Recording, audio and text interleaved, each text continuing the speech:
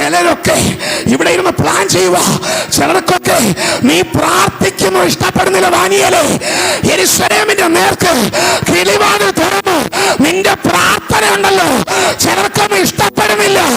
അതിനെ പൊളിക്കാൻ, ആ പ്രാർത്ഥന ജീവിതത്തെ തകർക്കാൻ ചില സിംഹത്തിന്റെ ഗുണങ്ങൾ നിനക്കെതിരെ, ചില രേഖകൾ നിനക്കെതിരെ ശത്രു എഴുതുമ്പോ നിന്റെ ഭവനത്തിന്റെ അന്തരീക്ഷത്തിലുള്ള നിന്റെ പ്രാർത്ഥനയെ തകർക്കാൻ, നിന്റെ ദൈവവചന ധ്യാനത്തെ തകർക്കാൻ, ചില ചില ചില വെളിപ്പാടുകളെ തകർക്കാൻ നിനക്കെതിരെ എഴുതിയ രേഖകളും ചില ഗൂഢാലോചനകളും ഇന്ന് പെട്ടെന്ന് അവരല്ല തീരുമാനിക്കുന്നത് നീ പ്രാർത്ഥിക്കണോ വേണ്ടെന്ന്.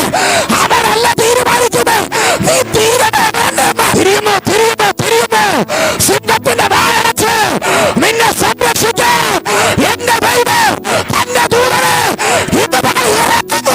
ഏതോ പ്രാർത്ഥിക്കുന്ന ദാനിയേലുമാർക്കായി ഈ പകൽ ദൂതൻ ഇറങ്ങുന്നു. നിന്റെ ഭാവി തീരുമാനിക്കുന്നത്, നിന്റെ ഫ്യൂച്ചർ ഡിസൈൻ ചെയ്യുന്നത്